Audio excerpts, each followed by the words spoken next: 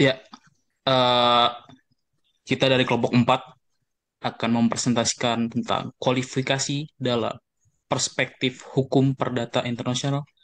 Saya sendiri bernama Umar Mukhtar sebagai moderator dan berikut anggota-anggota dari kelompok yaitu ada Shanas Azara dan Asna Rahmawati.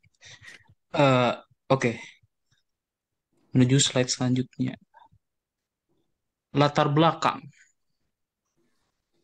Ah, di dalam HPI, masalah kualifikasi merupakan salah satu masalah yang sangat penting. Kenapa sangat penting? Jika kita lihat dalam masalah sosial yang kita hadapi sehari-hari, sebelum mengambil keputusan, kita akan melakukan proses kualifikasi.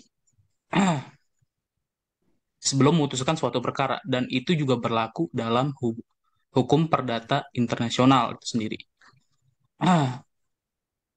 Saat ini kita akan sering menemukan bahwa hukum perdata internasional eh, zaman sekarang menganut dua sumber hukum, yaitu common law dan Anglo-Saxon.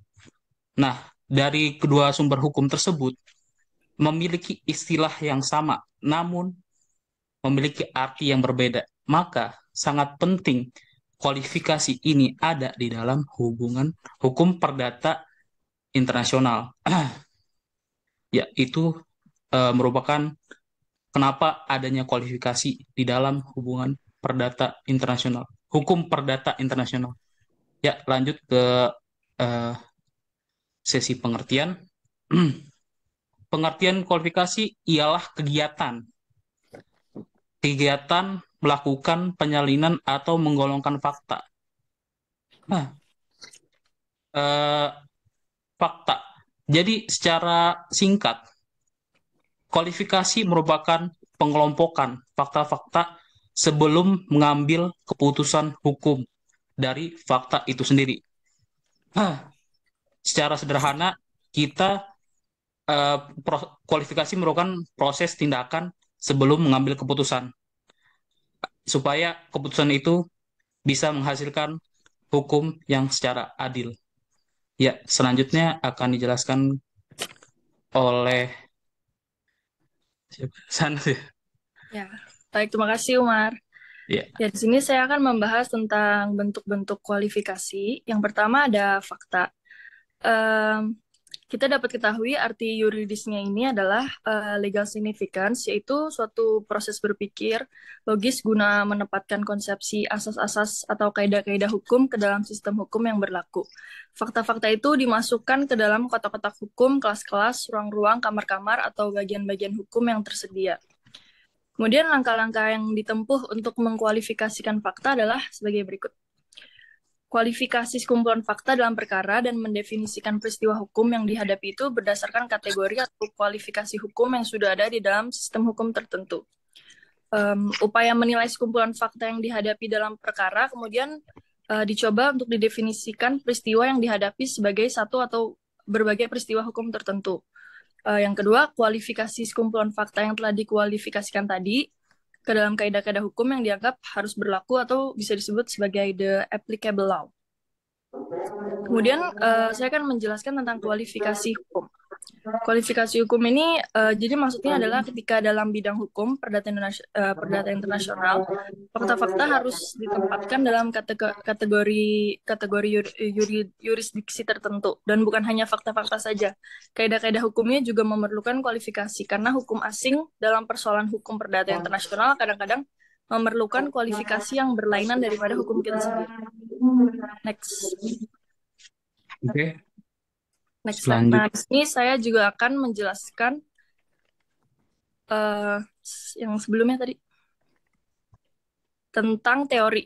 Di sini ada dua teori, yaitu teori Lex Fori dan teori Lex Causa. Teori Lex Fori ini beranggapan bahwa kualifikasi harus dilakukan berdasarkan hukum dari pengadilan yang mengadili perkara. Karena sistem kualifikasinya adalah bagian dari hukum intern Lex Fori tersebut. Kebaikan dari teori ini tuh adalah kaidah-kaidah hukum Lex Fori paling dikenal oleh hakim, sehingga perkaranya jadi lebih mudah untuk diselesaikan. Tapi kelemahannya itu menimbulkan ketidakadilan karena kualifikasi dijalankan dengan menggunakan ukuran-ukuran yang tidak terlalu sesuai dengan sistem hukum asing yang seharusnya diberlakukan. atau bahkan dengan ukuran yang tidak dikenal oleh sistem hukum asing tersebut. Kemudian teori selanjutnya ada lex causa. Teori ini tuh merupakan perluasan dari teori lex fori tadi, yang beranggapan bahwa proses kualifikasi dalam perkara hukum perdata internasional dijalankan sesuai dengan sistem serta ukuran dari keseluruhan sistem yang berkaitan dengan perkara tersebut. Setelah kategori yuridis dari suatu peristiwa hukum ditetapkan dengan cara itu, baru dapat ditetapkan kaidah HPI mana dari lex fori yang akan digunakan untuk menunjukkan ke arah lex causa. Penentuan lex causa dalam perkara HPI hanya dapat dilakukan melalui proses kualifikasi dengan bantuan titik taut. Berikut penjelasan saya akan dilanjutkan oleh Asna. Terima kasih. Oke, selanjutnya saya akan menjelaskan proses atau langkah-langkah kualifikasi bertahap. Jadi, tahap pertama, kualifikasikan perkara dengan menggunakan kaidah intern lex fori. Lalu lihat kaidah hukum perdata internasional lex fori dan tentukan titik sekundernya. Selanjutnya, tentukan lex causa-nya. Lalu tahap kedua, kualifikasikan kembali perkara dengan kaidah intern lex causa. Selesaikan perkara dengan menggunakan kaidah intern lex causa. Selanjutnya ada contoh kasus dalam permasalahan ini. Sebagai contoh, A adalah seorang warga negara Swiss yang berdomisili terakhir dan meninggal dunia di Inggris. Pewaris meninggalkan sejumlah peninggalan berupa benda tetap di Prancis. Dan sejumlah benda bergerak di Swiss dan perkara pembagian warisan ini diajukan di pengadilan Swiss. Oke, next. Untuk penyelesaian perkaranya, tahap pertama, kasus dikualifikasikan berdasarkan hukum intern Swiss sebagai masalah pewarisan. Lalu, hukum perdata internasional Swiss menunjukkan hukum dari domisili terakhir dari pewaris sebagai lex causa. Selanjutnya, lex causa adalah hukum Inggris. Tahap keduanya, kualifikasikan kembali perkara dengan kaidah intern Inggris. Inggris mengualifikasikan perkara ini dalam kualifikasi yang pertama, masalah pembagian harta tetap dikategorikan sebagai pewaris benda tetap. Lalu, masalah pembagian harta bergerak dikategorikan sebagai masalah pewarisan benda bergerak. Putusan perkaranya terhadap benda tetap diterapkan kaidah intern Inggris yang mengatur pewaris benda tetap. Lalu, terhadap benda bergerak diterapkan kaidah intern Inggrisnya mengatur pewarisan benda bergerak. Ya, sekian dari kelompok kami tentang kualifikasi hubungan perdata internasional.